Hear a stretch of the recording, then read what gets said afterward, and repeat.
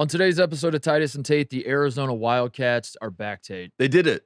Krzyzewski made shots. Yes. Not Redemption. too many, but he made enough. some. He made more, enough. He made more than More- 0 like he did in the first game. Arizona, a little over a week after getting their asses handed to them in Pauley Pavilion, get some revenge on UCLA. Yeah. And it wasn't just that Arizona's back, Tate. The rivalry is back. This is the first The win. Pac-12 is back. The Pac-12 is back. First win Yes. for Arizona since 2018 over UCLA. But Mhm. more importantly, a UCLA player was arrested for spitting on the Arizona students because he hated them so much, and they were calling him. Apparently, the rumor is they were chanting something about how he looks like Brittany Griner, and he got mad. And that was what they said. And Honestly, we're the spitting, rivalry's maybe. back. Yeah, The rivalry's back. And it was 6 straight that they had lost. So Arizona, this is 2018. We had a nice drought, and now we got to celebrate. So congratulations to the Wildcats. Where was Arizona basketball in 2018? I don't remember. What was going on back then? What was speaking of top of conference rivals, top of the standings. I don't know if that's actually what we're speaking of, but terrible segue there. Illinois, the Fighting Illini, have found themselves at the top of the Big Ten standings yet again. First place. Will they get a trophy for it this year? They were at the top of the standings last year, finished in second somehow. This year, they are back on top after beating Wisconsin, and everything is rolling in Champaign. You are the resident Illinois fan on this. Yes, the redacted show. fan. Yeah, Yes. I can't talk too much about them, but I'm excited to see Curbelo back. Kofi Coburn, 37-12. We'll talk about that a little bit. Also, it is Friday, so I have some fraud power rankings for the people. This is the most fun fraud power rankings I've ever done, so I'm very excited for that. Also, ACC update coming up because the Duke Blue Devils will be traveling to Chapel Hill. Yeah. And The Boo Brothers are going to be there in spirit. We're not going to be there in reality, but we're going to be together. I apologize to the Carolina fans, but I think the Titus curse is over. I'm going to knock on wood. Oh. I think it might be over.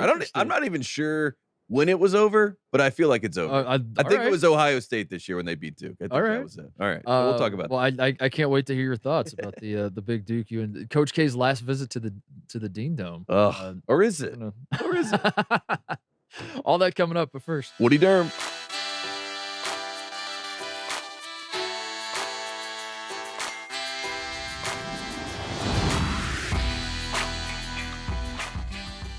All right, Tate, we start with Arizona's big win over UCLA, 76-66. A game that like I have worked myself into. What's the wrestling term, Tate, or Jim? I'm sorry, you work yourself into a shoot. That's what I've done with the make shots bit, where I joke about making shots so much. Yes. And then now I looked up last night and I'm watching Arizona UCLA and I'm like, Arizona. The difference in this game is Arizona's making shots. UCLA is not. And then I heard myself talking and I was like, I'm an idiot. No. How did I get here? But that's where we are. I mean, that's college basketball commentary at some level. And also, I mean, we talked about this last week in the UCLA game that Arizona had to make a statement at home. Yeah. We predicted that this was going to happen. And it was good to see Arizona deliver. And it was also nice to see UCLA battle in this game despite playing so poorly. Right. I think if you're trying to come up with a result that's best for the Pac-12, best for both of these teams, best for because I will say this. Here's my opening remark. I learned this last week, and it was reconfirmed last night watching this game. Arizona UCLA is the best rivalry in college basketball, where I truly, hand to God, strike me dead if I'm lying, do not care who wins the game. Yeah. I enjoy both of these programs for different reasons. Arizona, my best friend from back home in Indiana went to U of A. I've talked about it a lot. I've visited Tucson many times. Yeah. I've thrown up in the dirt. What was bags. the name of the bar? Dirtbags? Dirtbags. Yeah, I've thrown up in that parking lot more times than I can count. I have a tremendous fondness for Tucson and the University of Arizona. I love their basketball program and everything it stands for. I also live in Los Angeles, and UCLA hooks me up with stuff all the time, and I love going to Pauley Pavilion. We love UCLA. And so it was interesting to me because I both of these games that I watched, I usually one team emerges, like I'm watching a rivalry game. I'm like, I don't really care about Kentucky or Louisville. And then by the end of the game, I'm like, come on, Louisville, Yeah. I truly do not care either way for either one of these teams. And so going into this game, you and I were kind of talking about that. Like, what is the best case scenario? Because we like UCLA. We don't want UCLA to get run out of the gym, but at the same time, Arizona had to win this game because they got run out of UCLA's gym. Yes. I feel like this was kind of a perfect middle ground. The Arizona proved we are definitively a national title contender. I don't know if we don't throw favorites on there if they're the best team in the Pac-12. I don't know all that, but like if Arizona won a national title, I will not be shocked. Same. But at the same time, as you said, UCLA showed the fight. They didn't really give up. They they also showed me something that they like have the like I'm fine with UCLA. We I'm left fine we moving left forward. this game with 2 top 5 teams. Yeah. Right? Like the Pac-12 has 2 top 5 teams. Going into this game, UCLA's 3, Arizona's 7. I think Arizona bumps up to like 3 or 4. UCLA goes to 5. And now that's your Pac-12 update. We have 2 top 5 teams in the Pac-12 yes, that are yeah, legitimate title contenders. And we have Bill Walton calling the game, Luke Walton in the crowd freaking out. You know what I mean? It was a great Pac-12 night. It was a lot to celebrate. It was awesome. Dalen Terry was awesome for Arizona. We talked about that last night too, that it's fun that Arizona has like a Terry similar to the Jet, and then they have a Kerr, you know, who wears Kerr, 25. number 25. Yeah. It feels like a classic Arizona team. Kerr Kriisa's swag is I imagine UCLA fans hate that guy. I imagine everyone in the Pac-12 hates that guy, but I can't get enough of it. That's why it broke my heart, like watching, and I had Arizona fans chirping at me because I put Arizona on the fraud power rankings last week, and I did it out of a place of love. You know this, Tate. I put my own father on the power, the fraud. I think power you put rankings. yourself on there. I put myself on there. Yeah. I put Chris Holtman at number 1. It's an equal opportunist. Yeah, you know what I mean. So just because I put him on there doesn't mean I don't like it. Was that Kerr Kriisa went over and Arizona looked like ass at UCLA, and I want to. That hurt me because I believe going into the first game that Arizona was the best team in the country. This was the type of game that made me fall in love with this Arizona team. Made me fall in love with Kerr Kriisa. That he like right out of the gate, they designed a set play for him because he went 0 for 12 in the first game. Yeah. So they're like, we got to get this guy. Tommy Lloyd's like, we got to get this guy going. I think they ran like an elevator type screen on the wing. He catches the ball, bricks the first shot that he takes, and I was like, oh boy, here we go. But he was smiling. Next time down the floor, he drives to the basket, like makes like a layup, like he puts a little mustard on it more than he needed to. Kind of it wasn't that fancy, but you know, he makes a layup and then he I don't know if he drew I didn't really see it. They didn't show a replay. I don't know if he did like a Drew Timmy mustache thing, but he like he smelled his finger or something, and points to the crowd. I think that's what it was. I was like, this man against UCLA is now 1 for his last like 15. And he's pointing to the crowd. It doesn't matter. He knows he's rocking. I love it. And then also so Tubelis, you know, being healthy in this game. You know that there were reasons why Arizona. You come in, and you're like they should win this game. You expect them to win this game, but they had the pressure of that. And Kerr Kriisa actually shoulders it well. You know what I mean? It doesn't seem like he is concerned about it at all. He is so God, I'm so old because I can't think of what the word the cool kids use now. But his swag is so turned up that he was 3 for 10 last night, Tate. He did not like shoot the ball well last night, but the shots he takes and the way in which he celebrates when he takes those shots and the shit that he talks, you're led to believe that this man is just like dominating. Lighting you up. Yeah. That he's Salim Stoudemire out there. Like, you've never seen anything like this. And he's like not, but he plays with that confidence. And it's so fun to watch. It's so fun. And I do love that he wears Steve Kerr's number and it has his name on the back. And I said this to you last night that I think this should set a precedent moving forward that if you are playing at a school where jersey is retired, you can and the jersey gets unretired, you should have to wear the guy's last name on the back of the jersey. So an example that comes to mind, Malachi Branham at Ohio State, is wearing 22. Jim Jackson's jersey's retired. Yeah. Jim Jackson gave him permission to wear 22 because he's a good enough recruit. That's how it works. You're a 5-star. You can wear my name. I imagine when I was at Ohio State, if I would ask Jim Jackson to wear 22, I imagine I would not have gotten the okay. But I think Malachi Branham should then have to have Jackson 22 on the back of it. On the back of his jersey. Marvin Bagley when he wore Danny Ferry's name. You know, have Ferry on the back. Ferry 30. Well, and then it honors, you know what I mean? The guy who. It's a great idea, actually. Let's do that. How do we? Isn't that a great idea? Implement this across the board because everyone should do that. Kerr Kriisa started a trend. I love that idea. Yeah, it should be Kriisa, but he wanted to change the game. Should we talk about Mac Etienne? That's how you pronounce his name. Spitting on the Arizona. This is after the game, walking out. Arizona fans are, you know, classically berating the UCLA team as they're walking out, and then Mac putting like one video I see a guy just putting a thumbs down. He's just. Do you think that's what set him off? Is a guy just went boom? He's like, you don't thumbs down me. He went gladiator on him and like was holding it, and then just goes boom. And then he's like, God damn it. I'm going to say this, and this might be a conspiracy theory. I didn't see spit. I didn't. I've watched the video multiple times. I've tried to locate the spit. I've seen it in slow-mo. I haven't seen the spit come out. I've seen the action of spitting. I've seen someone look like they're honking a loogie, but I haven't seen said loogie. Did you zoom in? I did. How close to the screen did you get? I'm locked in. Pressed up right against Hands. nose against the screen. Zoom in. I Enhance. wanted to see where it went, and I wanted to see how many he shot. I didn't know if it was 1 or 2, but I think it might be 0. Release the spit is what you're saying. Yeah, release the spit. Show us the spit. So, we need the ESPN. The old ESPN would have shown this. Is this not a tracked it? Is this not a Seinfeld episode? Yep. Is this not exactly Yeah. The Magic Loogie? Yeah. Keith Hernandez. Yeah. I don't think he spit. I don't think he did. Spit and hit Kramer. You know what I was thinking about was last show we did when we were talking about Chris Beard being back in Lubbock and Auburn, Bama, and all that. How hatred was the word. How like people love hatred. John Crispin was the one that stood out to me at halftime of the Chris Beard. John Crispin was like JBL, Jim, calling SmackDown. He's just like, I love it, Maggle. I love it. These teams hate each other, and I love it. And like he was just going nuts. But then he like was sure to throw in at the end. But he's like, but let's not go too far. Yeah, but don't like, do too much. Like definitely but keep that hate up. Definitely like kill each other, but like but then like give each other a hug after you like feel Show bad about it. After the fact. I was thinking about that. Like I wonder where this falls on the spitting and the spitting and the. That's where we've arrived. Is like you love that they hate each other, but then he spits, and you're like, I don't love that. But then at the same time, you know that like Arizona and UCLA fans, but I'm talking like not the media types, not like the blue check marks that run blogs for these. I'm talking like the actual gritty, like anonymous fans that just talk shit and whatever. They absolutely love this on both sides. Yes. So the blue collar UCLA fans are like, hell yeah, spit on him. Yeah. He gave you a thumbs down, spit on him. Yeah. And the Arizona fans are like, this is the most classless. Of course UCLA would do this. Of course. Of course.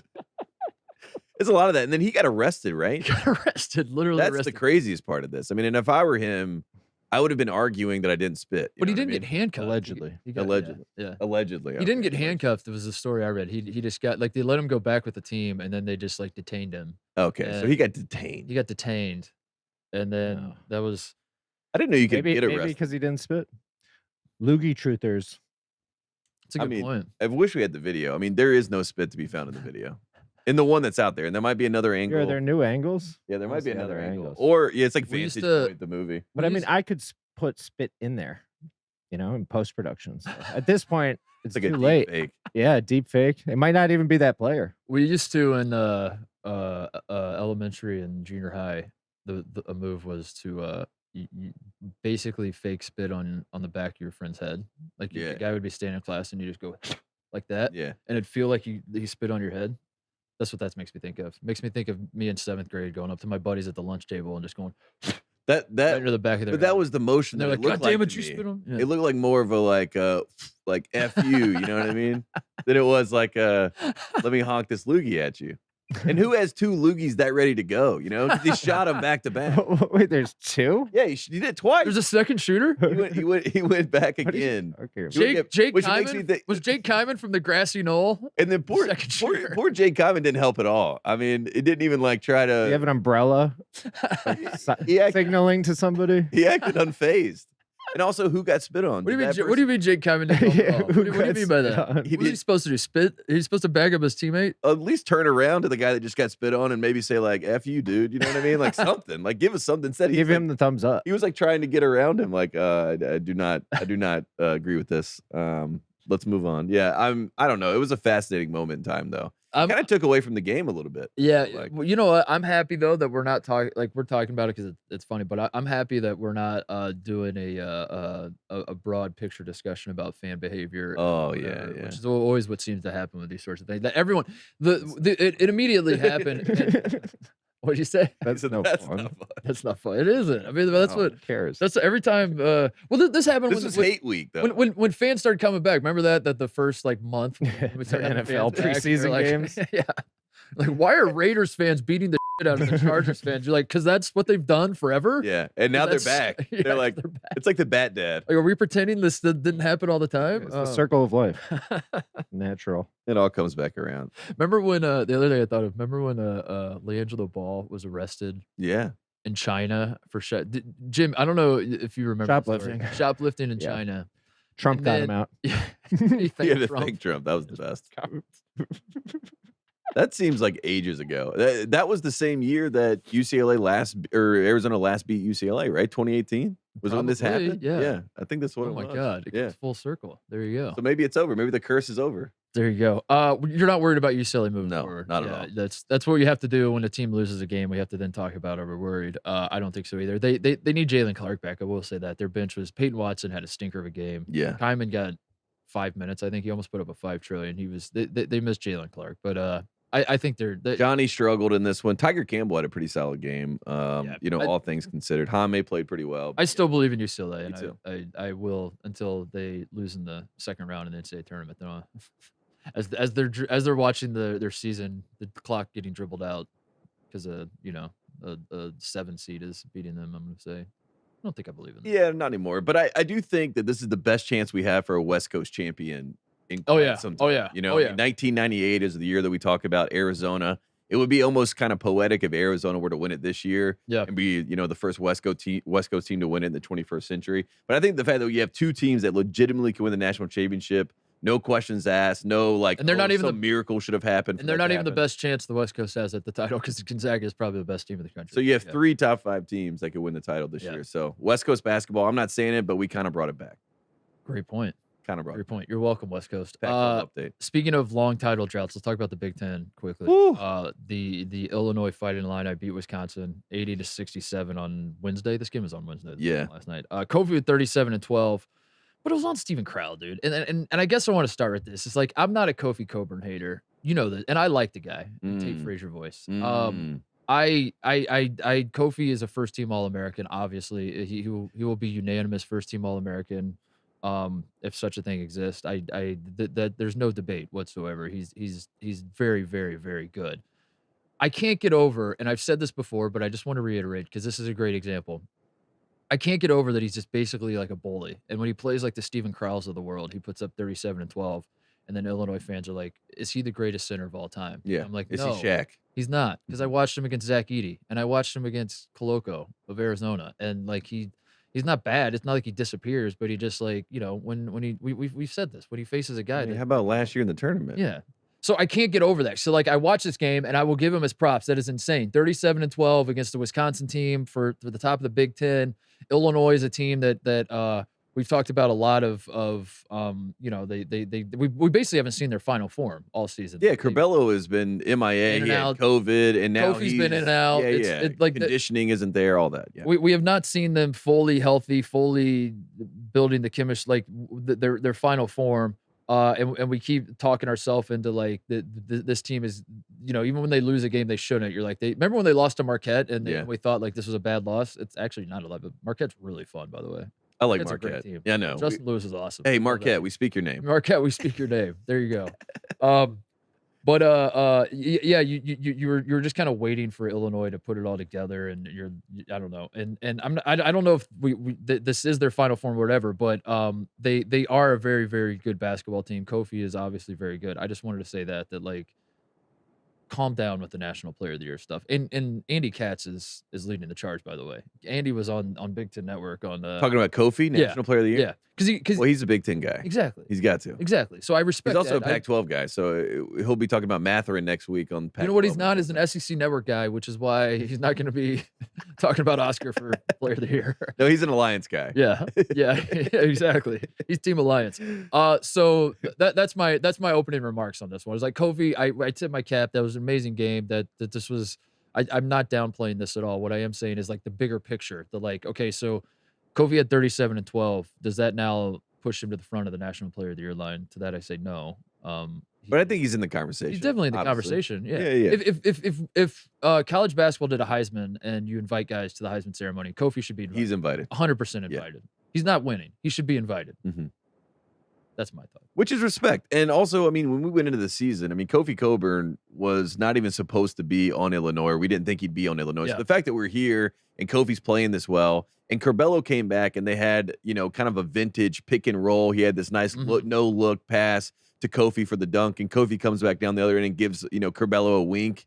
And you saw in that moment, like, oh, wow. Like you said, if they're fully formed, and they have this pick and roll game, and they have a guy like Trent Frazier who can, D up your best guard and also get you buckets if you need to. They have the pieces to really make a run, but they still have a ways to go to get everybody back because Curbelo only plays 12 minutes in this game. Granted, he looked pretty good, but the conditioning isn't there. So I'm still concerned. We're 20 some days away from March that this team won't be all Never the way. really gets It'll yeah. never be Yeah. 100%. But it's always if they If do, they do, watch yeah. out. Yeah. And I love this team, as we all know. That's why I can't even pick them to win anything after what happened last year. I love this team as well, by the way. Illinois is I'm not even reacting just to last night. Like I am taking the full picture into account here. Illinois to me is definitely the Big Ten's best shot at a national champion this year. I think it's Illinois, and I think Purdue is maybe technically a better team. But Purdue doesn't play a lick of defense. Yeah, I was gonna say those are the two teams, but Illinois, I keep waiting for Purdue to they show me a little something every so often, but they don't play defense, and they're great, and they're the most talented at the top, and Purdue is the best off. Like, there's a lot to love about Purdue. They don't play defense, so I would put Illinois above Purdue because they're similar teams, but Illinois guards and Illinois. They both have like the big dudes down low, obviously, but then a ton of 3-point shooting around, and the offense is diverse enough to if you're not hitting shots, you can just dump it down to Kofi. That's what I'm saying. And Illinois shares the ball. I mean, 21 assists as a team. They get the open shot and they get the open look, and it doesn't feel like it's. Sometimes it can be force fed to Kofi a little bit, but otherwise, the team does share the ball, and it doesn't. You don't know who's going to go. Could it be Trent? Could it be who knows? Exactly. Which I like. Plummer is like maybe Plummer the best shooter in the country. They have a diversity of ways to beat you. That is what excites you about Illinois in an NCAA tournament setting, where like when shit hits the fan, can you adapt? Can you adjust? Illinois is built for that, I think, when they're fully whatever their final form looks like. So I do think Illinois is best suited for that. I think Purdue, it would be number 2, even though they don't play defense. They're just so good that like you have to acknowledge those are the top 2, I think, to win the title. And then it really does I mean, Wisconsin and Michigan State fans both want you to believe that they are in the hunt, and like they don't have bad teams, but they are not national title contenders to me. I don't think that's a slight at all. I think it's just reality. I mean, Wisconsin has 2.5 players every game. It's Johnny Davis, and then it's either Brad or Tyler Wall, whichever one shows up, and then like the half player is like the one that didn't show up. Yeah, exactly. You know what I mean? No, you're right. Or if it's not the one that didn't show up, it's like Chucky Hepburn every so often. Yeah, I mean, Johnny Davis had 22 and 15 in this game. Yeah. He's also, you talk about the highs, like Johnny Davis is getting invited to the ceremony. Yeah. But it didn't help the bottom line at the end of the day. And Michigan State, by the way, I can't get over it. I said this early on in the season. I'm still there, and I apologize. It's a me problem, I know, but I can't get over that Gabe Brown, Malik Hall, and Marcus Bingham are leading your team. Like that's your 3-headed monster. That's your big 3. Yeah. And I can't get over that. And Michigan State fans don't love that. They're winning a lot of games. They're saying these guys have developed. They're not who you thought they were. That you remember, whatever. All that's fair. All that's probably true. I'm just telling you how my brain works. I see that I'm watching Michigan State. I see those 3 guys, and I'm like, okay, that's a pretty good team. So who's like the best player though? Like, oh no, it's Gabe Brown. And I'm like, no. Like who's like the like the Miles Bridges of this team? And you're like, it's Gabe Brown. Yeah. Like, yeah. Okay, but who's like? You guys have like a Cassius Winston, but who's right? the other guy? Like Cassius Winston. Like, because if you throw Cassius Winston in there with these 3 guys, I like that. That's a good team. And you're like, no, those are the guys. And I'm like, I'm sorry. I can't do that. And for that reason, I'm out. I can't do this. As a national title contender. Yeah. That's what I'm saying. Yes. Like, that's the standard. Yes. If we're talking like, can they win a lot of, could they sneak into a Big Ten championship even? I think they could maybe get a share of the Big Ten. Could they even sneak into an Elite 8? Elite 8, yeah. Get higher, as you said. Yeah. Are they going to win the national championship? Absolutely not. I don't think so. No, I can't picture. I do the close your eyes, the confetti test. Close your eyes and picture Gabe Brown holding up his, Final Four most outstanding player. Is this what I can't see it. I just can't see it. I can't get there. I'm sorry. Yeah. I'm sorry. I think that Michigan State should be happy being a top 15 team, especially amongst all of the Amani Bates drama that's going on. Just you're happy that Tom Izzo. It's all good. It's just not. I just can't get to the. I can't get. I think you're right though. The tier 1 Big Ten title contenders is, and you can pick who you like more, but Illinois. It's Illinois and Purdue. Yeah, those are the only 2 I think have any shot of actually winning a national championship. And I think personally, I think Purdue is. I kind of like where they are. I mean, as much as we talk about their defense, I like that they're a little bit off the beaten path right now. I think that might be better for them. Yeah, as far as like the narrative of the expectations. Yeah, I definitely agree with you, but I don't know if you can just flip that switch and just suddenly start playing defense. And say, I don't know. It might not matter. Their offense is insane, and obviously they have Jalen. Yeah, you have to make shots to win at this level, and they make shots. So I don't know. Maybe maybe there's that. But if we're talking Final Four, it's a different conversation. I think Michigan State could get to a Final Four. I think Wisconsin, Johnny Davis could carry them to a Final Four. I think Ohio State, honestly, like Ohio State is a team that obviously we talk about a lot because I love talking about Ohio State, but it's been a weird year for Ohio State. They have games canceled left and right. They're supposed to play Iowa last night. It got canceled because of weather, and they've had COVID games canceled. They're all over the place. But Ohio State is I like Ohio State's team. I think they're sneaky in the top of the Big Ten. They're hanging around. Yeah, Indiana's another team that's up there. I don't think Indiana's making a Final Four, but no, but they're good. But they're making the tournament. Right? Yeah, like all these teams are good. They can beat anybody on any night. Like however you want to phrase it, they're not national title good. Indiana's got to get ranked at some point. That's the next step. Illinois and Purdue are the two that could win a national title. I don't think there's anyone else in the Big Ten. I think that's it. That's my thoughts. Sorry to Wisconsin fans. It's the reality. Sorry, Big Cat. Yeah, you know that. So, should we take a break and come back and do some frauds and some? Should we do our Big Ten stat of the week? Oh, let's do that before we take a break. That's a good call. As we talk about the Big Ten, I just feel like it's the time. I mean, I can go first here. Should we? Hold on. Yeah, we got to pay the bills because Discover pay the bills. Big Ten Stat of the Week brought to you by Discover. When it comes to your credit card, Discover believes in having real people available 24/7 to help answer your questions. Discover, exceptionally common sense. God bless you, Discover. I love common sense, and I love Discover. I love sponsored segments because that's what when we started the show, we had one goal in mind. It was to get the bag. And, to now have to look up in 2022, and we have sponsored segments. Thank you, Discover. We did it. Yeah, we did it. All right, believe Big Ten in you. Stat of the Week. I got you. We just talked about Kofi Coburn, so it was only right that we, dive into his Big Ten Stat of the Week, and it was brought to you by ESPN Stats and Info. They first start with Kofi Coburn had a monster night against number 11 Wisconsin, 37 points, 12 rebounds, 16 and 19 shooting. Pretty impressive stuff. And guess what, guys? Big Ten Stat of the Week. He's the first player over the last 25 seasons with at least 35 points, 10 rebounds, on 75% shooting in a game against an AP-ranked opponent. So when you add up all those qualifiers, you have to say to yourself, that's the Big Ten Stat of the Week. Who was the last guy to do it, I wonder? Who was the last guy? I don't think anyone can ever replicate such a performance. Kofi Coburn, literally one of one, according to the Big Ten Stat of the Week. Anytime they don't say the last guy to do it, I always assume it was a scrub or like some guy that doesn't pop. No, they looked at it and they're like, "Ooh, not the one." The last guy to do it was Evan Eschmeyer of Northwestern. Yeah, like, all right. Yeah, it doesn't count. Like, doesn't count. Cherokee Parks. Never mind. When it's Tim Duncan and whatever else, you're like, all right, that has my attention. Absolutely. Chris Webber, which by the way, that I should I'm tipping my hand here a little bit because my Big Ten Stat of the Week, I actually have 4 of them. I came prepared with 5 of them. I had that one flagged. That one was one of them. So one's checked. I have 4 of them, and I might need some help from you guys locking in on which one's better. I'll start with the Kofi. I have a different Kofi one. I love that. So I'll just do that one because this one's semi-impressive though, but it is a little convoluted. So stick with me. Players to average 21 points per game and 11 rebounds per game since 1992-93. Here's the list: Michael Beasley, Kevin Durant, Blake Griffin, Luke Herringody, Marvin Bagley, and now Kofi Coburn this season. Players to average 21 plus points per game and 11 plus rebounds per game. So that one, like, since 1992-93. Yeah, that one. I feel like that one's not the winner because it's like semi actually impressive, and there needs to be like one more. I think there needs. I like yours because it had the percentage shooting. It was like plus I feel like there needs to be one more added to that, but I did acknowledge that one. That one is out there. 21 and 11. Those are definitely arbitrary cutoffs since 1992-93. But I don't know. So there's that one. I don't think I'm going to pick that one. Here are my 3 real nominees. So this one was from January 29th, so a little while ago, but it was this past week.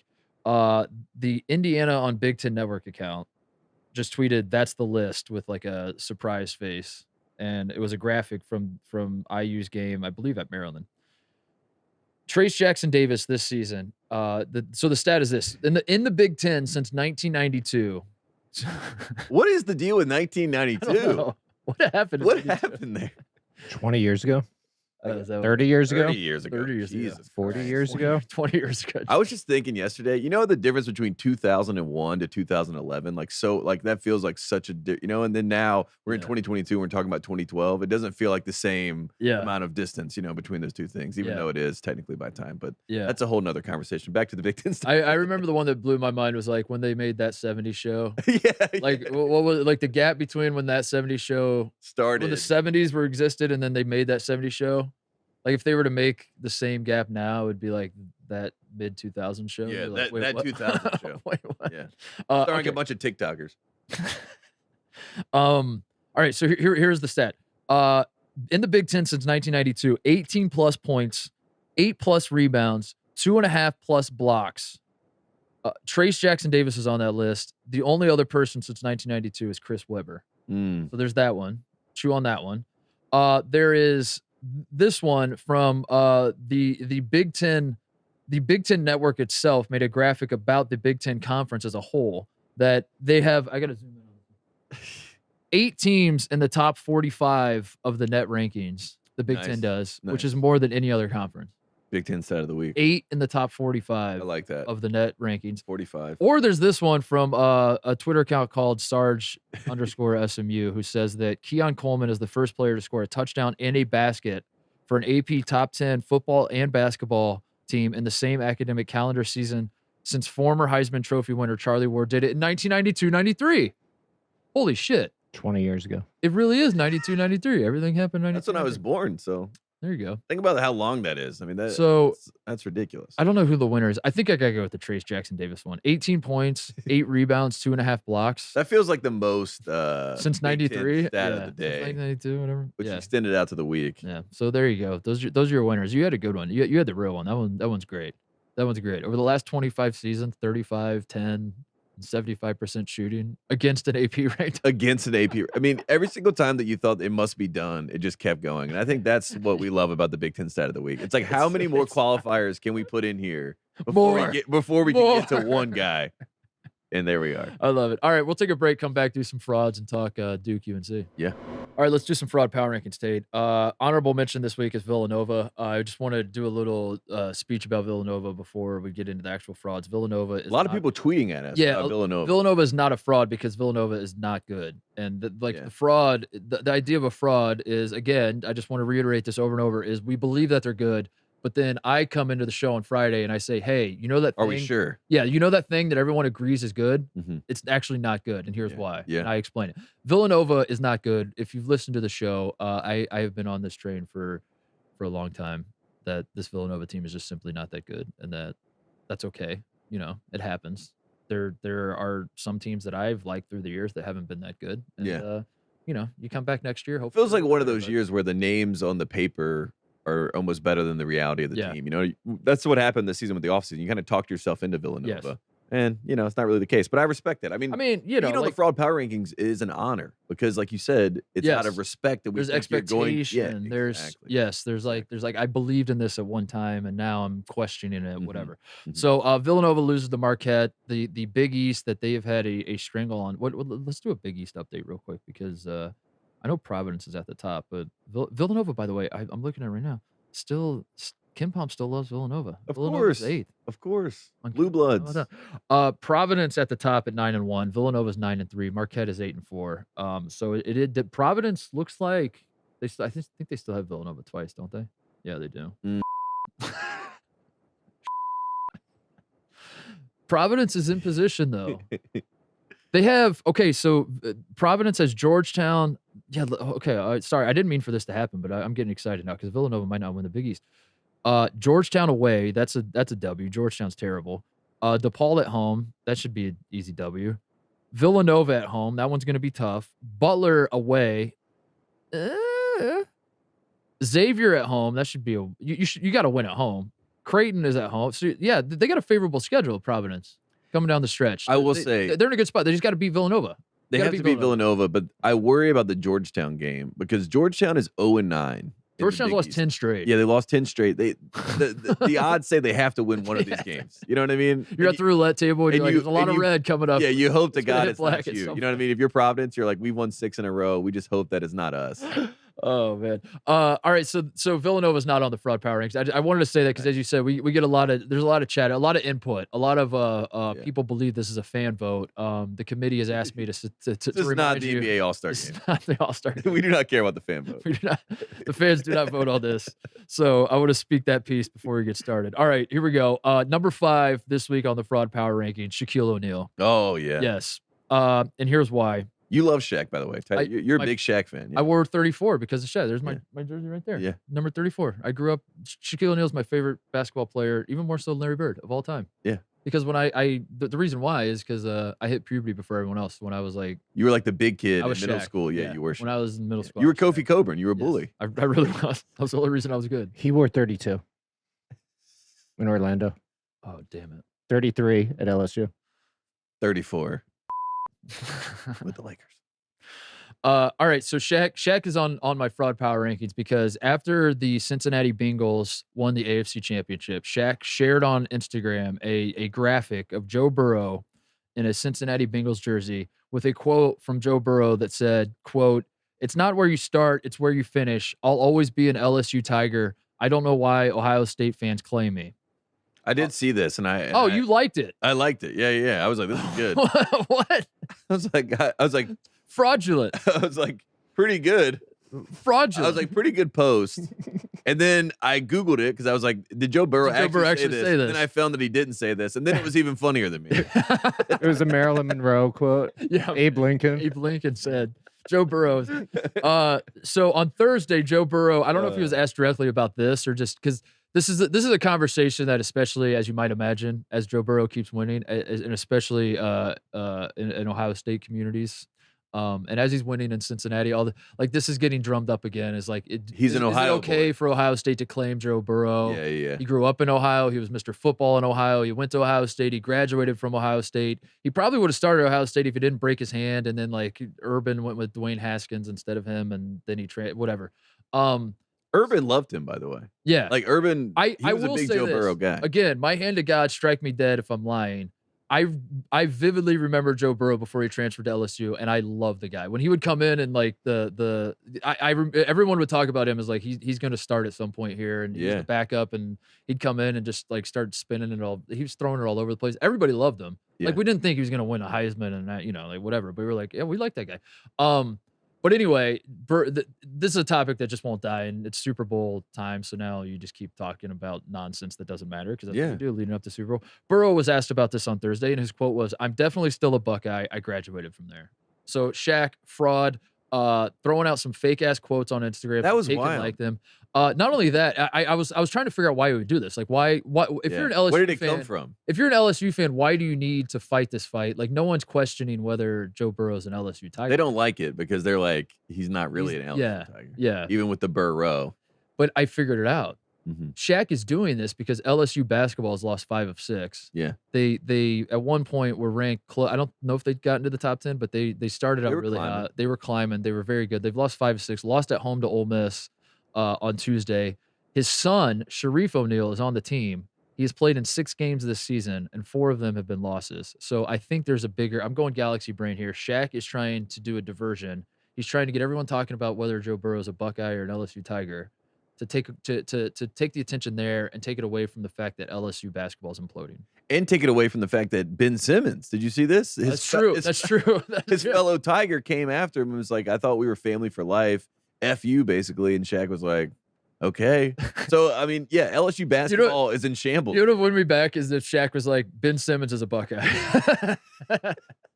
Shaq was like, Ben Simmons always talked to me about, I hate to say this, but Ben Simmons always talked about how much he loved Ohio State because of LeBron. Because LeBron went there. When he was growing up, he was a big LeBron fan, so he loved Ohio State. He wanted his own locker, just like LeBron. So number 5, Shaquille O'Neal for that was wild. False propaganda. Did we learn anything about did he ever acknowledge it? Did he ever talk about it? Yeah, that's the interesting part about it because I think he thinks the quote is true. It just feels like a fight that he doesn't need to fight. Like you know what I mean? Like that's what's confusing to me is like if he was a Michigan fan, if like Shaq was a Michigan guy, I would get that or makes like sense. Alabama, like yeah. It's like why you care about Ohio State? I get it because you're trolling, but like why? I don't know. Whatever, Good job, Shaq. It's for you to do what he wants, but you're on the fraud power rankings. Congratulations, Shaq. Number 4 on the fraud power rankings is the Alabama men's basketball Twitter account. I don't know if you're made aware of this, Tate, but well, first of all, are you aware of Auburn fans on Twitter that they're very loud? Yeah, loud. But Yes. but the thing that Auburn fans have all come together to do is when they beat a team, and the team tweets out the final score, they just go nuts tweeting at in the replies. They make a bunch of memes, and it's like, you just lost to Bruce Pearl, and then it's, like his eyes are lighting up, whatever that. I don't really get it, but I get it. You know what I mean? Mhm. That's what Auburn fans do. This is what they've like really enjoyed doing it this year. So obviously Alabama's the big rival. So you have to imagine that Auburn fans had their deep fried memes ready to fire off at Bama once they won. So they win on Tuesday night. Alabama knows what's coming. They tweet the final score graphic, which I don't understand why teams have to do this. Yeah. Like, how did this become a thing that like you must tweet Final score? You don't have to. Just don't tweet it, or like I don't understand. It is one of the weirdest phenomenons. Tweet though, because it's like final just colon final, or just a final period, or it'll say like back to work Thursday. Yeah. Or something like but tough day at the office. How did this become like this wasn't always a thing on Twitter. This is like in the last like few years, like teams have started doing this. I don't really fully understand why, but so Alabama on Tuesday, they lose to Auburn to complete the season sweep. Auburn swept Alabama. Alabama tweets, they turn the replies off. So Auburn fans do the quote tweet move, and they're just going nuts, quote tweet it, because like it pisses them off even more. They're like, they're ratioing now the final tweet. Alabama deletes the tweet. They repost a different tweet. Auburn, I don't know. I couldn't make sense of how many times they deleted the tweet. It feels like they've deleted like a couple of them, and then they finally settled on one. And the one that they settled on that was like, it just says final and it has a graphic of the score. Auburn fans went so nuts that there are 4.4 thousand replies to that one. And it is interesting. What a ridiculous social media! So stupid. It's so stupid. It's the stupidest thing in the world. I mean, but it makes you laugh because it's so stupid half the time. But Auburn fans, they are so passionate, but they're also so brand new to the They're scene. So green. Yeah, like you said, they're treated like football fans. Yeah, you know what I mean. Yeah. They're just like, we're attacking people. We're not supposed to ever lose a game. Yeah, because that's not what you do. And you're like, no, you can lose some in basketball. Yeah, we got to aggregate it, dude. When on Tuesday we said that was my nightmare. That as soon as it was like Fox's Mark Titus and Tate Frazier, I was like, oh god, this is bad. That's when they started with Fox. I was like, no. I apologize to our bosses. I stand by it. I think Auburn needs to lose a game if they want to win the national title. I We compared it to Baylor, who won the national title last year, and we were trying to compare it to every team. Literally every team that enters the NCAA tournament, having won like 20 or 15 in a row, loses. They don't win the national title. That never happens because you have to win 6 more in a row. Yeah, it's odds hard. are you won't. Don't ask me to explain it, but like it just doesn't work that way. Get in your head. Yeah, it's a lot. We're just trying to help Auburn out, and then they aggregated us, and now because I think Auburn fans view basketball as football, and they said like if Auburn football was 8-0, and you said they need to lose if they want to win the national championship, like it would make zero sense. You'd be like, why would that? What? And just because football and basketball are different sports, and it's good. Hate to tell you, different sports. It's good to lose sometimes. So that's number 4. Alabama Twitter account running from the memes, but they will find you. They always do. Number 3 on the fraud power rankings this week is whoever told Jay Billis to give his shoes away at College Game Day. What the hell is this? What was that? That was wild. That video was wild. What is happening? It has to be it's obviously sponsored by Under Armour. He's got an Under Armour contract. If you have no idea what I'm talking about, Jay Billis on his social media channels on Saturday they were at Allen Fieldhouse, Kentucky, Kansas. First college game day in like 3 years or however long it's been since the pandemic started. This is the first one back that they've had college game day and the fans are there and whatever. And Billis just posted a video that just says, at every college game day, after each college game day this season, I'll be giving away my shoes. And then he tags at Under Armour. And it's a video of him walking over in his shoes. He's wearing them. Yes. He stops in front of the fans, takes the shoes off, slips them off. The crowd is going mild. They're just like, hey. They're like, what's happening? Is this guy Jay? Hi, yeah. Walks over to the guy in the first row, hands him the shoes. Then everyone just goes, oh. And then he turns around and like fixes his tie, and that was the video. And I watched it 4,000 times. Yeah. I tried to pick up on like what the hell is happening. Did you see a loogie? Dude, the guy he gave the shoes to spit at Jay Billis. Am I crazy? Like what? So I know that again we love the bag. So like Under Armour's paying we Jay for respect this. the So like I bag. respect Yeah, that. yeah, So yeah. it's like I'm not killing Jay for this. I'm just trying to understand like It was who the told him. It was the pageantry of it. Like Yeah. it was treated as if like Michael Jordan was going to take off his Jordan shoes and give them to a kid in the crowd. You know what I mean? Like the way that it was shot, the way that it was presented, here's all of it. Here's the problem. There's a middle ground that I think struck me as odd is that, as you said, if Michael Jordan was wearing these shoes and this was game 4 of the NBA Finals and Yes. Michael Jordan takes them off and hands them to him, they smell like shit. It's disgusting on the surface, but at the same time, you're like, I just that there's some sentimental The sweat of a something, whatever. champion. Yeah. The other move is like Under Armour just sends brings the shoes in the box and just gives them to one of the guys. This is the middle ground where like Jay put these shoes on an hour before the show started. So there's no like sentimental thing. It's not like I've worn these shoes all year. Like I played at Duke in these shoes. Yeah. This was, hey, remember that moment on College Game Day when I did 94 feet with Ochai Agbaji? I was wearing these. There's nothing like that. There's no story to it. It's like I put these on an hour ago. Yeah. But then also he's worn them long enough to where they stink. And like you're the guy that gets them. You just hold them. You're like, the fuck am I gonna do with these? Literally. What am I gonna do with these smelly ass shoes? Did he have socks on? That would have been the best part if he didn't have blew my socks mind. on and he just gave him the shoes. But yeah, and Billis is a big dude, so like he probably wears like size 15 or 16. yeah, so it's not like you can wear these shoes. So like the guy's just like whoever got him is taking him home, is just like setting him on his. He's gonna set him like on off to the side in his place. Maybe one buddy comes over and he's like, yeah, those are the shoes Billis gave me. And he's like, sick, man.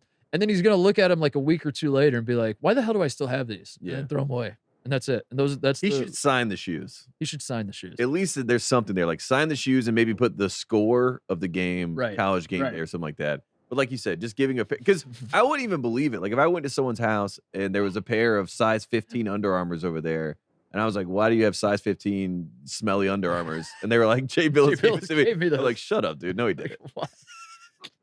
Then he showed you the video. And Hilarious. you're like, "I guess." he did. Again, all right, There you cool. Sick, man. go. That was fun. So please stop, Under Armour. Or as you said, change it up. Sign the shoes. Do Sign the something. I don't know. shoes. Throw the shoes. Throw the for God's sakes. Just do like do a Hulk Yeah. Hogan. Like, can I get a Yeah. noise over here? Who's the How about over loudest? here? Throw it over there. Just like, Kick them off into the Yeah. crowd. Yeah, there you go. Yeah, do get some something. We gotta distance. spice Tracy it up. McGrady punt him into the crowd. We got to spice it up. Number 2 on the fraud power rankings this week is retirement. The concept of retirement, Tate, because we live in a time where Coach K is doing a retirement tour. As we know, it'll be going to Chapel Hill this weekend. Roy Williams, speaking of Chapel Hill, retired last year, doing a farewell tour of his own, going to every single Carolina game, getting the. Is he going to try to upstage K? I hope so. That'd be great. I hope he does. Um, Play a video for Roy Williams honoring him at Coach K's last game in the Dean Dome. That's the way to do it. There you go. That's the way to do it. Tom Brady's retiring. That's getting a lot of buzz in the sports world. Big Ben's retired. Everyone's talking about retirement, but what they're not talking about is the opposite of retirement, which is signing lifetime contracts. Yes. Bruce Pearl signs a lifetime contract to Auburn right after we talked about the speculation of him possibly getting offered the job at Louisville. Then a video gets put out with him and his AD, and it's an 8-year, $50 million contract, but they call it a lifetime contract because I guess Bruce Pearl's going to die in 8 years. So that's kind of horrifying. If I'm Bruce Pearl, I'm like, I don't get 8 years, my God. Yeah. We know that John Calipari got the lifetime contract in 2019. 10 years. Yeah, of 10 years. 10 So the clock's ticking on Cal as well. He got the lifetime contract at Kentucky in 2019. That was the first not the first ever lifetime contract, but that was the first. It started the domino effect of like, Domino how do we make sure we know everyone that we love this guy forever? And now the most recent situation, Tate, is that Rick Pitino is now in negotiations with Iona for a lifetime contract at Iona. So dying on the sidelines is the new thing. That is how you. And Jim Boeheim, by the way. I was gonna say Jim Boeheim, even if it's not labeled a lifetime contract, he's got a lifetime contract. Rick Pitino's a vampire though, so like he might lifetime for him might be like 5,000 years. Like he might be at Iona for the next 5,000 years. Yeah, I think. Yeah. So True Blood spinoff with Rick Pitino as the star, I would watch. So if you're retiring, you're a sucker. That's don't retire. Don't ever retire. And also, if you have Tom Brady, you should just sign him to a lifetime contract. Sign him to a lifetime contract. That was stupid. That was really dumb. How about these Patriots fans, by the way? Their reaction to Tom Brady. I would still never get over that. And then he put out this really nice video, and they're all having to walk it back. I'm like, you guys. Is that how Kyle hurt his back? Was he saw Tom Brady didn't think Patriots fans, and he just like he lost his mind. Yeah. That'd be pathetic, but it was even more pathetic. He played video games for 4 hours straight, and then he stood up and threw out his back. What an idiot. The text that he sent me asking me about his back, it was just like so distraught. You know, he was like, please tell me what was going on with you. And then I called him because I was like, I don't want to type all this out. I'll call you. And then like I've given him like some, you know, like you need to do some breathing study. He's like, we don't have the same thing. We don't have He told me yesterday, he's like, it's bad, man. He's like, I have to work standing up and I write all the pod descriptions laying down. Oh my God. Tate goes, the first thing you have to do to fix your back is stop smoking. He just goes, we got something else. My back's fine. Yeah. Shut up. My back's okay. Number one, fraud power rankings this week. Woo! Number one always hurts the most, Tate. Number one is the one that it's very painful for me to say, but this is to me the best, what I believe to be the best atmosphere in college basketball. It was one of my favorite road trips I've ever done in the history of watching and following college basketball. But number one on the fraud power rankings is Allen Fieldhouse, home of the Kansas Jayhawks. In the last two games that Kansas has played there, they needed double overtime and Agbaji heroics and miraculous shots. And I mean, they were up and they were choking it away, but they choked it away to such an extent that they needed Agbaji to save their asses. Double overtime to beat Texas Tech. That one's not the focal point, but that was like that was the appetizer of like, okay, that happens. Then you follow it up, Tate. The last time we saw Kansas in Allen Fieldhouse was Saturday against Kentucky. They lose by 18. This coming a year after Texas won in Allen Fieldhouse by 25. Granted, there weren't fans there, but still, there's supposed to be something magical about the place. It's supposed to be impossible to win. Yeah. We remember the stats forever. We would see Bill Self has lost, or I forget the stat now because I haven't heard it in so long. But it's like Bill Self has lost fewer games than what was it? Scott Drew has lost more games in Allen Fieldhouse than Bill Self had, or something like I think that. that's what it was. They kept throwing. I haven't heard a stat like that in ages. Allen Fieldhouse has it lost its luster? Is it no longer impossible to win in there? What's going on? I don't know. Meanwhile, I don't know if you saw this video when Kansas is running out of the tunnel before the game, the scoreboard literally fell and like knocked a Kansas player in the head. Like there's a panel in the scoreboard in the tunnel that just falls down and just doinks a dude right in the head. So it's literally falling apart. I don't know. There are concerning times in Lawrence right now with what's going on in Allen Fieldhouse. Fandom started in Lawrence, Kansas. Like to be a fan, like that was people were like, "What is wrong with these people? Why are they so crazy?" Like fanatic. Yeah, the idea of a fanatic. Yeah, fanatic. And they're like, "Well, they're fanatics. Like they love the game of basketball. This is like what they do. This is all they care about." So like that's where you're starting at. This is fandom, and this is like a kind of we joked about the fans coming back and all that stuff, but like. If Allen Fieldhouse, if that cannot be, if it's dead, college basketball is really dead. Yeah, exactly. That's what I mean. Like, the sports might be. The sports is like dead. This is where fandom started. This is fandom. You know who I blame is Arizona State. I blame Remy Martin himself. Yeah. Remy Martin was on air. That was the canary in the coal mine when Arizona State went into Allen Fieldhouse. Bobby Hurley took his sorry ass Arizona State team in there, and beat the hell out of Kansas. That was the canary in the coal. We should have started worrying then. And then now Remy Martin's on Kansas, doesn't even really play, doesn't do anything, and it's I don't know, man. But they do have Baylor coming Saturday, so there is hope. Yeah, that's tomorrow. There is hope. That's a great My God. Yeah. So we'll see. Will Scott Drew lose again? If Baylor hands Kansas their ass in Allen Fieldhouse, I think we're in trouble. We hit the panic button. We're hitting the panic button. I'm worried about fans at this point. Seriously, like at a top level. Like we might have a real big problem here. I might have to hit the panic button on. Are we sure we need fans in general? Fans are. I mean, remember last week? The student sections are chanting overrated when they're losing. Fans are getting spit on. The fans are lying, or are they? Or are they? We don't know. They're lying about getting spit on. We're worried about fans. We need to do a reset. I'm worried about fans. Some fans I'm worried about. We need to pivot to the ACC update because fans I'm worried about are the North Carolina Tar Heels fans who the rumors are bubbling I need you to set me straight. How worried should I be about Carolina fans giving K a standing ovation? Woo. University of North Carolina honoring Coach K tomorrow. Where are we at with this? Because I gotta say, man, if Carolina does anything other than if Carolina fans do anything other than shit in their hand and throw it at K, it is an act of cowardice that I could not believe, that I've never seen. I'm actually upset because I was gonna spit on Coach K. And now and then Matt K, and now I feel like it's kind of played out. Here's what Coach K said about Hubert Davis. He said, "We have a great relationship. Hubert is one of the really good people on this planet. He was not only a great player, he's an outstanding coach. His guys should really look up to him for what he is as a man. He's got it all, and I feel honored to say that he's been a friend for a long time." Oh, yeah, disgusting. As soon as Coach K said that quote, and I watched him say this, I said to myself, Coach K is going to get a video. Coach K is going to get respected. Coach K is going to maybe get some people clapping. But I have reached out to some boots on the ground, North Carolina fans that will be at the game. Mm-hmm. And the fans that I've reached out to, family, friends, have all promised me that they will boo. Okay. And that's about 25 people so far that have promised That's enough. to boo. That's enough. You get 25. You know how boos work? It takes 2 people to start booing before everyone wants to boo. Yeah. You know what I mean? It spreads. It spreads. John Rothstein, don't you take that, John.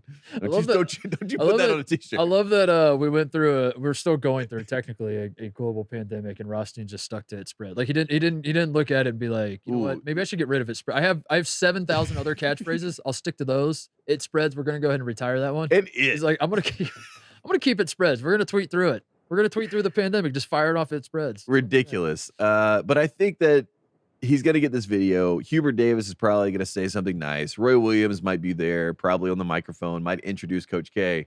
But I will say this.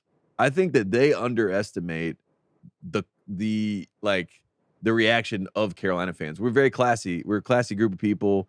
Sam Cassell said we were wine and cheese. You know what I mean? So I understand. You're too classy. You're almost too. Exactly. When I think Carolina, I definitely think almost too classy, for sure. And now I'm thinking, let's get crassy. Let's get crass. Yeah. Let's get trashy. Let's go after Coach K. He deserves it. Coach K is 17-19 all time in the Dean Dome. He cannot lead the Dean Dome with a winning record, no matter what happens tomorrow night. Yeah. Unless he comes back next year. Unless also the NCAA NCAA tournament gets moved again to weird circumstances and they play like the first 2 rounds in the Dean Dome with no fans or something. 40 pushes for. He might. 49-46 all time against Carolina. 49-46. So if North Carolina wins tomorrow, 49-47. If North Carolina wins in Cameron Indoor, 49-48. If North Carolina beats Duke in the ACC tournament, 49-40, going into the NCAA tournament. Or the rubber match that we all need, that we all want to see. I'm very excited about this game. Whoever wins this game will at least have a tie for first place in the ACC.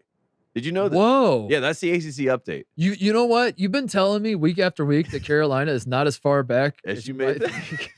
and I still don't believe it. And now let me get some. Now Louisville fans are going to be upset that that's the case, but here we are. So if Carolina wins, they'll be 9-3. Duke would be 8-3.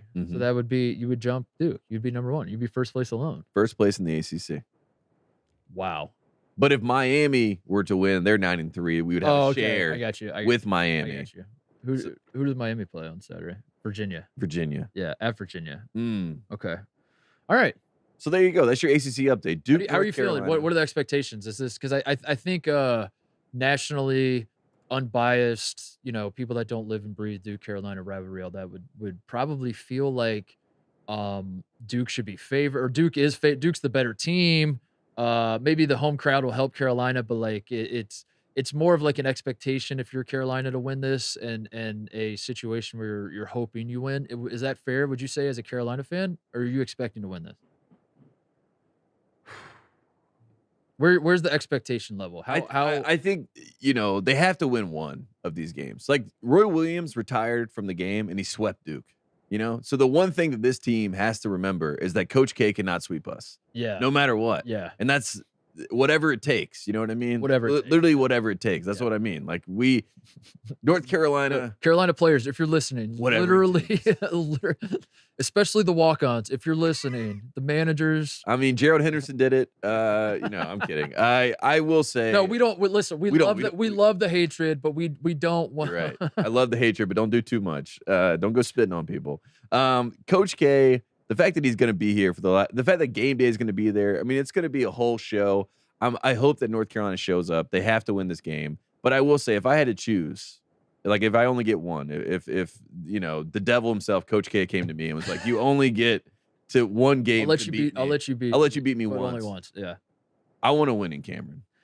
That's the final game. I want to win. That's K's March last 5th. Game. That's K's last game. Like so, if North Carolina has to lose tomorrow to win on March 5th, I'm willing to take the sacrifice. All right. I will say that makes a lot of sense. And it would mean so much more for Hubert Davis, because when Tyler Hansbrough beat JJ Redick on his senior night, Tyler Hansbrough went from like, we really like this guy to okay, so there's no scenario where the committee would do this where Duke and Carolina can play in the second round of the NCAA tournament, but just it's a hypothetical, it's a thought exercise here. Would you rather beat K in Cameron in his last game in Cameron Indoor Stadium, or beat Duke in the second round of the NCAA tournament to end K's career, but then the flip side of that is then Carolina loses by 30 in the Sweet 16 to Wisconsin again? No. I want to win in Cameron. You'd rather just win in Cameron. You'll remember it forever. Okay. Like I said, I remember JJ Redick's senior night like it was last week.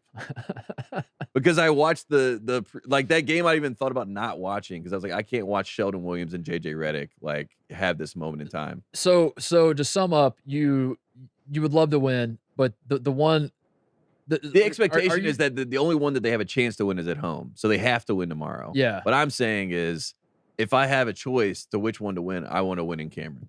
Yeah. Because K's going to remember that forever, and he's going to come back. It might not work that way, so why don't you go ahead and win tomorrow? Let's win tomorrow. And maybe win in Cameron Let's win both. Let's win both. All. Win all four. Play him 4 times. What if Hubert Davis is just like the Duke whisperer, and he just owns Duke? That would be great. I'm not saying that's going to happen, but I'm going to knock on wood. It would be hilarious if Hubert Davis is like the opposite of, I don't know, like a guy like Jim Harbaugh, who like Jim Harbaugh can beat everybody but his rivals. Yeah.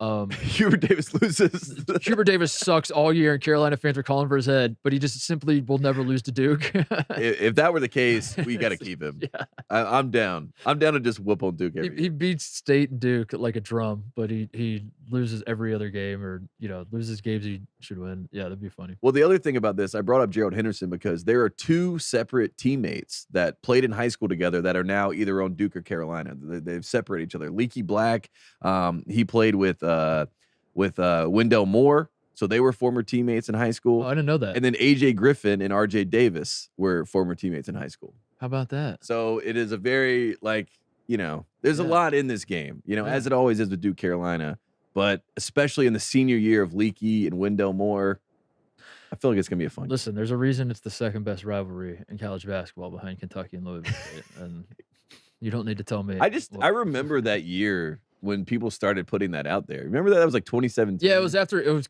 Kentucky 1-12, and then Louisville 1-13. Yeah, it was like I get why they thought that, but it was unbelievable. It was unbelievable. It was always stupid. Jim, do you have gym class updates? I do. Last week I broke the news that shattered everyone's expectations of Donda, that they had a second homecoming game, and which is being played tomorrow on Peacock. Ends up, I was wrong. Not their second homecoming game. They had their second homecoming game on Wednesday night. Tomorrow's their third homecoming game. Who is at these? They have more homecoming games than they do alumni. Oh my God. When you said you were wrong, I thought you meant the game's like not actually happening. Or like didn't get played or something. Yeah. No. It's the third homecoming. They had their second homecoming game Wednesday night. Do you want to guess where Donda Academy, LA's own, played their second homecoming game? So the third one's happening in Chicago. That's tomorrow. The first one happened in LA. Mm-hmm. The second one, Vegas. I'm gonna go Vegas. Vegas is a good guess. I just say like Miami or something, just along the same line. It is Miami. Oh, it is Miami. Yep. Is it really? Yeah, they're coming home. I would have guessed Vegas, but you guessed Vegas. I thought. When you think about Kanye too, it's like, where are the 3 places that Kanye will be? It's like LA, Chicago, Miami. Yeah. And that's like how he got Donda. He wasn't there though for the homecoming. I want to see in Miami. He was in another city. Where was he? He was in New York for his girlfriend's birthday, and he gave each of his girlfriends some expensive bags. Birkin bags. Yeah, his girlfriend's girlfriends.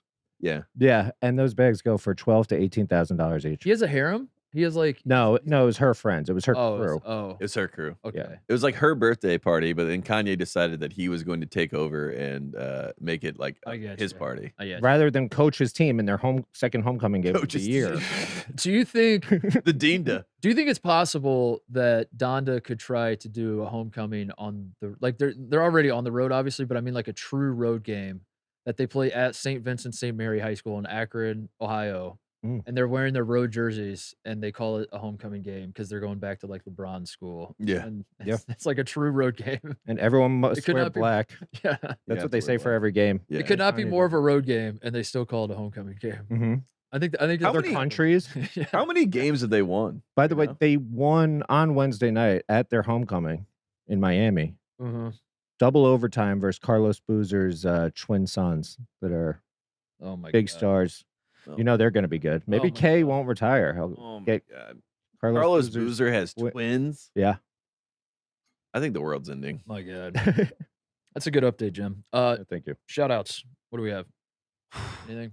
Shout out to North Carolina and all the fans tomorrow night. We want to be there. Shout out to us for not being the Boo Brothers that we hope to be. Preemptive shout out to the Carolina fan that gets Jay Billis' shoes. Oh man. What are you going to do with those? If you listen to the show, we're having him on the show. I know we make this promise a lot. Like we still haven't had the guy that won the bracket challenge. Yeah, he has to come on. I told him Jim was going to reach out to him, and I haven't given Jim his. I wasn't involved in that. I got it. Job. God damn.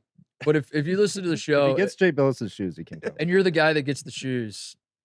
We got to come on the show. Come on the show and explain to us what you're doing with the shoes. Who does Billis do 94 feet with? K? K, yeah, probably. If he does 94 feet with K in Chapel Hill, I will lose my mind. If they're on Dean Smith's court and it's Coach K walking. It's 94 feet with K, but it's a sit-down interview that lasts 45 minutes. Yeah, because K's like, I don't walk on camera. I don't walk on camera for anybody. They do a special lead up. College game day, they toss it to like who does college game? Is it Reese? Yeah, Reese does college game day. Reese is just like, and Jay sat down with Coach K to hear his thoughts on the final visit, and then they all like the entire set of college game day gets up and like leaves for an hour, and then they come back and they're like beautiful stuff. Jay. Oh, what a great interview, Jay! Oh my gosh, moving stuff. I have a shout out. I want to shout out Mike Schmitz's agent. Nice. This man, Mike Schmitz, is the draft expert on ESPN who is on your television every single night. I don't know how he does it. I don't know how he pulls it off, but Mike Schmitz has found a way. Every single game on ESPN, he is there at the game, and he is on camera.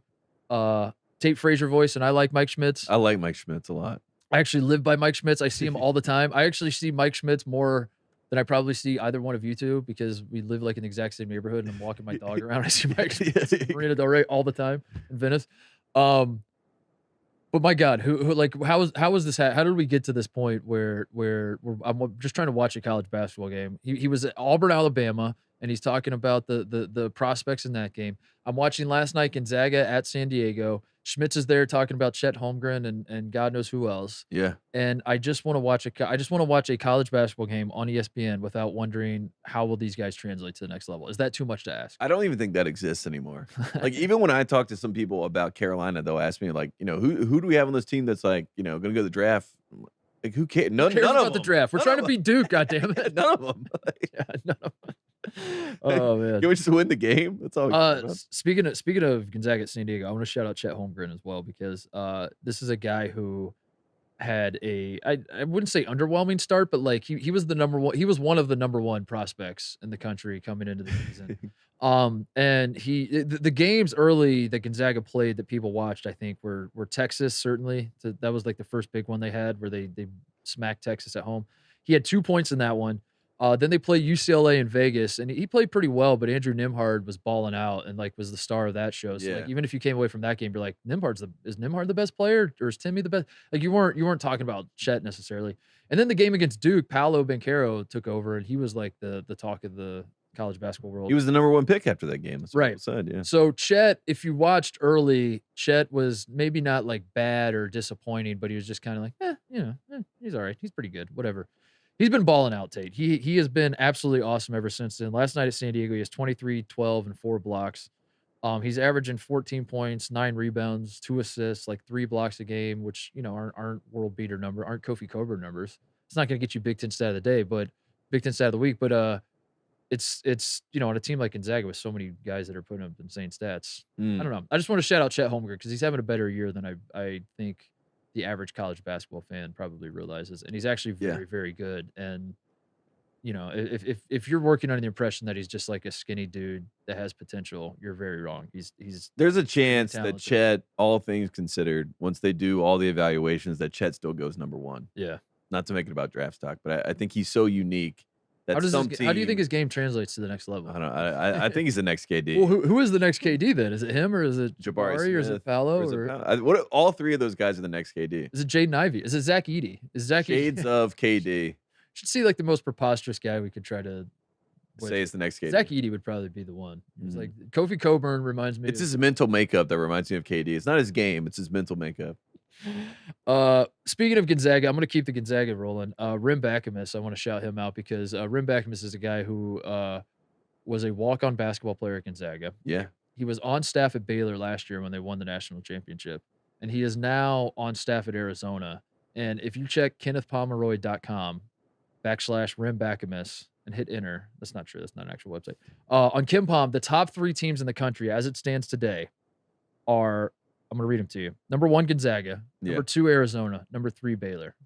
So this man is a winner everywhere he goes. Like he sprinkles his magic. Yeah. I remember last year when he was at Baylor, I was like, because, D follows us on Twitter, and I was like, is the Gonzaga guy pulling for Baylor? He's the guy I think he had a man bun when he was at Gonzaga. I think so, he was, I don't know if famous is the right word, but became like a thing in college basketball. He would do the air guitar. On the 3. He would do like a 3 and go like that with the, I forget the Gonzaga teams he was on. He was on the 2017 team, right? I think he was. That's what I was going to say. I think he was on the national championship team. But Rim Bakamis is a winner. Move over, Kevin Keats.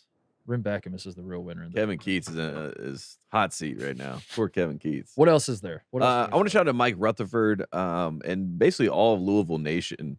Mike Rutherford decided that he was going to quote what I said in our last show, which was, a little bit of a heightened. Basically, I said like you got aggregated by Mike. I got aggregated by Mike Rutherford. I basically said this is Tobacco Road's conference. Like, get over it. You're a +1 to the party.